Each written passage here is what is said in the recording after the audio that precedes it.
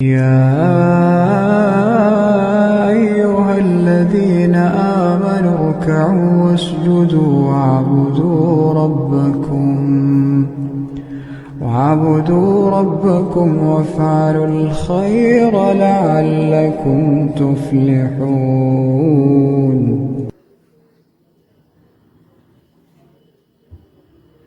السلام عليكم ورحمة الله وبركاته. ازيكم يا حبايبي؟ عاملين ايه؟ يا رب تكونوا بخير. يوم جديد ويوم سعيد علينا وعليكم يا رب. النهاردة هنبدأ يومنا مع بعض كده من بعد ما فطرت. تقريبا كان في اليوم ده عندي غدا، فقمت من النوم كده كنت انا جايبة الطقم الميلامين ده. كنت محتاجاه بصراحة لان كان عندي كده نقص في الاطباق يعتبر. لو كنت شفتوا مشتريات رمضان برضو كنت جايبة فيه طقم اركوبال كده برضو مجمعاه. والميلامين ده برضو انا جايباه مجمعاه، هو ميلامين حراري. جايباه كده بالطبق، لان بصراحة اطقم الميلامين اللي هي الحرارة اللي هي اللي بتخش الميكروويف يعني وغسالة الاطباق. يعني ارقامهم خرافية، ارقامهم عالية جدا. يعني الطقم الماليزي لقيته ب5000 وب5200. فالاطباق اللي انتوا شايفينها دي الطبقين، انا هقول لكم بقى الاسعار. الطبقين الصغيرين دول الطبق ب10 جنيه. انا جربته كمان في غسالة الاطباق وفي الميكروويف وطلع تمام جدا وتحفة في الاستخدام. الاطباق اللي انا ماسكاها دي اللي هي عاملة زي شكل الوردة، الواحد منهم ب45 جنيه. تمام. هو في الميلامين العادي اللي هو ما بيخشش غسالة الاطباق ولا الميكروويف، سعره اقل من كده، بس ده علشانه حراري كان اغلى من الاطباق العادية الميلامين. وزي ما قلت لكم انا جايباه كده بالطبق. والاطباق اللي ورا دي اللي هي اللي انا ماسكاها دلوقتي اللي هي الغرف، دي كان الطبق ب35 جنيه. السرفيسين الكبار دول كان الواحد ب65. تمام كده. انا جبت من اللي هم اطباق الغرف ديت، اللي هم الغواط يعني. جبت 12 طبق. وجبت من اللي هم شكل الوردة المسطحين دول جبت 6. وطبقين الصغيرين دول للمخلل، اللي هم الصغيرين خالص دول. وكمان جبت الاتنين سيرفيس الكبار دول، الواحد زي ما قلت لكم ب65. يعني جمعت طقم حوالي 22 قطعة. سعره كان مهود جدا. غير ما كنت هشتري انا طقم كامل اللي هو ال38 قطعة ده، وفي اطقم برضو 24. اسعارهم بصراحة خيالية، فانا فضلت ان انا اجمعه كده بالطبق. سعر وقف عليا اقل. كمان جبت الاطباق اللي انا محتاجاها، يعني جبت استخداماتي مش اطباق عدد وخلاص. يعني مثلا ما جبتش بولات شوربة صغيرة، لان انا عندي منهم ازاز كتير. فالمهم يعني عايزه اقول لكم ان انا جبت الحاجه اللي انا محتاجاها بس طبعا الطقم جميل جدا. لو حد حب يجربه الميلامين الحراري الفرداني ده، يجربه حلو جدا. ويعني استخدمته، انا جربته في الميكرويف وغسلت الاطباق. شغال تمام جدا وشكله شيك. وعايزه هستنى رايكم في الكومنتات بالله عليكم، تقولوا لي رايكم ايه في اللونين دول الاصفر والاسمر. انا عاجبني جدا، بس برضو حابه اعرف رايكم. دلوقتي بقى كانت المناديل عندي خلصت، جبت بكرة مناديل كده وحطيتها في الرول بتاع المناديل. وفي اليوم ده بقى كان عندي معركة. كان يوم طويل ومتعب جدا، على الرغم ان انتوا هتشوفوه الفيديو قصير، بس فعلا انا تعبت في اليوم ده جدا. جوزي كان جايب لي 4 كرومبات. طبعا هو بيحب الكرومب، بس يعني مش الحب الفظيع ده والعشق الخطير ده كل ما يروح في حتة يجيب لي كرومب. المهم، كان جايب لي 4 كرومبات، كان منهم بسم الله ما شاء الله لا قوة الا بالله كرومبايه كانت بتهيألي عن كرومبتين 3، كبيرة جدا وتقيلة ما شاء الله. فرمت ورق كتير قوي. والكرنب برضو كان كبير ما كانش صغير، بس دي كان فيهم واحدة يعني ما شاء الله قد 2 تقريبا اللي انا ماسكاها دلوقتي. بدأت اشيل بقى الورق الاخضر اللي من بره ده، لان احنا ما بناكلوش فما بسويهوش. ممكن اخد مثلا ورقة ولا 2 بس عشان احطهم ايه في السطر الاولاني اللي هو في قعر الحلة ده.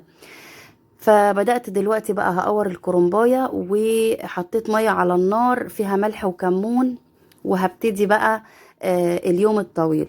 هتقولوا لي يوم طويل ليه؟ لانه ما شاء الله زي ما قلت لكم الكرنب كان كتير. وفي اليوم ده كمان انا دبحت سمان ونضفته انتوا طبعا اللي متابع معايا الفيديوهات بتاعه تربية السمان هيبقى عارف ان انا بربي سمان. ففي اليوم دوت كان السمان وصل حوالي 31 يوم او 32 يوم. فرحت دبحة منه جزء وانا نظفته، يعني خفت بصراحة ان انا اوديه بره، فنضفته. وكان في اليوم اللي هو فيه تخزين الكرنب ده او تفريز الكرنب، فبصراحة تعبت جدا يعني في اليوم ده حقيقي. فشجعوني بقى كده بلايك، وقولوا لي رايكم، ضروري ضروري تقولوا لي رايكم في طقم الميلامين او في الاطباق اللي انتوا شفتوها في بدايه الفيديو. اللي عايزه اقول لكم بقى ان الكرنب اللي متفرز او اللي هنشيله في الفريزر ما تقسيش عليه في السوى، يعني يا دوب كده انت تنزليه في الميه المغليه، ويعني يدبل، هتلاقي الورقة كده طريت معاكي على طول بتطلعيه. علشان يعني هرجع اقول لكم، كنت قايل لكم برضو في فيديو تفريزات رمضان نفس الكلام ده. الكرنب يا جماعة التلج بيسويه، اي حاجة هتتحط في الفريزر ما تقسيش عليها في السوى، لان التلج بيسوي، بيخلي الحاجة تتهري. فانت لو عاملة الكرنب مستوي جامد او سلقاه سلق يعني كامل، هتبصي تلاقي تخرجيه من الفريزر، لما تيجي تعمليه هتلاقي الورقه معاكي مهريه، انت مش عارفه تلفيها. تمام. فانا يا دوب كده بليت الورق وطري معايا ورحت مطلعاه. في الوقت ده بقى حبيت طبعا اعمل حاجه تانية. الاطباق طبعا اللي انا جبتها دي لاني هستخدمها على طول فمش هينفع استخدمها من غير ما اكون غسلتها. حطيتها طبعا في غسالة الاطباق، هرصها كلها علشان تتغسل غسلة تمام وتتعقم، وبعد كده هبتدي ان انا ارصها. فكان عندي برضو شوية يعني مواعين بساط، حطيتهم مع الاطباق في الغسالة، وشغلت عليهم. طبعا في الوقت ده كنت انا بقى ايه، يعني ايد في الكرنب وايد ارص بيها الاطباق، يعني شغالة كده ايه بروحين زي ما بيقولوا.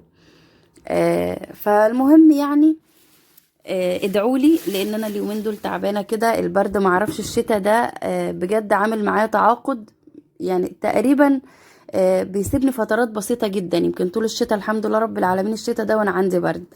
فادعوا لي بجد ان ربنا يشفيني ويشفي كل مريض يا رب، ويعدي يومين السقعه دول على خير، لان الواحد بصراحه يعني اتهرم من دور البرد السنه دي، يعني يروح ويجي يروح ويجي.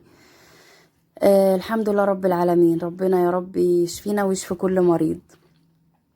عايزه اقول لكم بقى للي ما شافش فيديوهاتي برضو قبل كده، انا هتشوفوني رصيت الغساله دي كلها، وهستخدم ليها بس ربع قرص. انا بستخدم اقراص لان الميه عندي في المكان اللي انا قاعده فيه عسره، فما بينفعش معاها المسحوق البودر العادي اللي هو بتاع غسالة الأطباق. هنا كنت عمالة ادخل الرف واخرجه، لان كان السيرفيس الاسود ده كان بيصد في الرشاش، فانا في النهاية شلته، يعني خرجته علشان كان عمال يعاكس في الرف اللي فوق.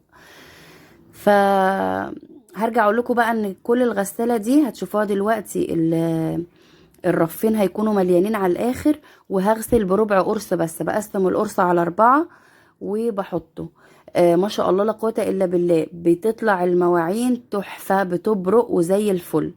انا هنا كانت عندي اقراص فري من قبل المقاطعه، لان انا عندي الكيس بيقعد عندي كتير جدا، لان زي ما بقول لكم بعمل القرص بغسل بيه 4 غسلات، فبيقعد عندي فتره طويله.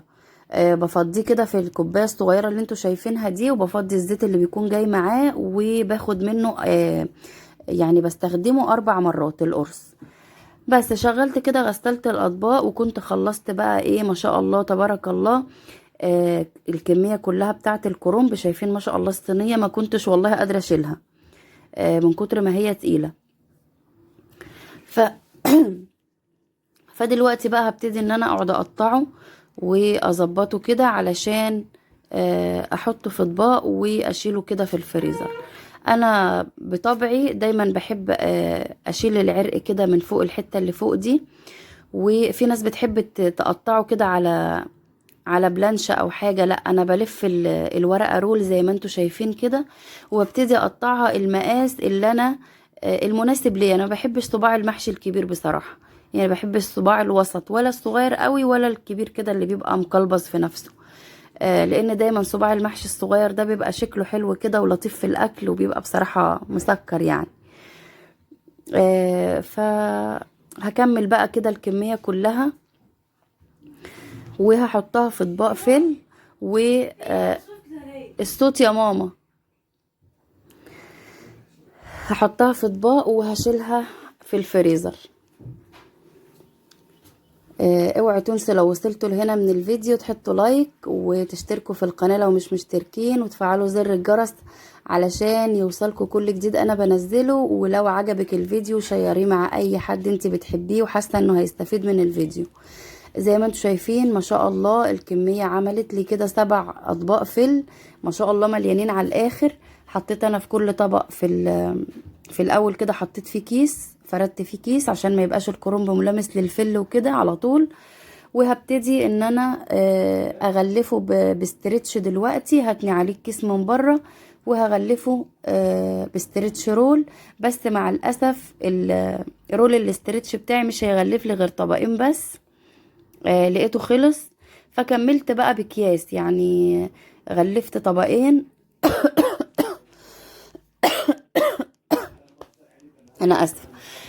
فغلفت طبقين بالاسترتش وكملت بقى بكيس عادي، يعني لبست الطبق نفسه كيس نايلون ورصتهم بقى في الفريزر. ما شاء الله هو صح الواحد بيتعب في اليوم اللي بيبقى فيه تفريزات زي كده، بس بيرتاح فترة طويلة. يعني بتقومي من النوم في اي وقت انت عايزة تعملي اي حاجة، وقمتي من النوم متأخرة كان وراكي مشاوير وراجعة مش عارفة هتعملي ايه، فبتطلعي من التفريزات اللي انت عايزاها. يعني انا تاني يوم تقريبا او اليوم اللي بعد اللي انا فرزت فيه ده قمت رحت مطلعه طبق كرنب وطلعت كيسين صلصه ورحت حاشيه على طول. ما خدتش وقت، يعني ما حسيتش بتعب في اليوم ده ولا خدت وقت في المحشي، لان كانت كل حاجه جاهزه، الكرنب مسلوق، الصلصه كانت موجوده.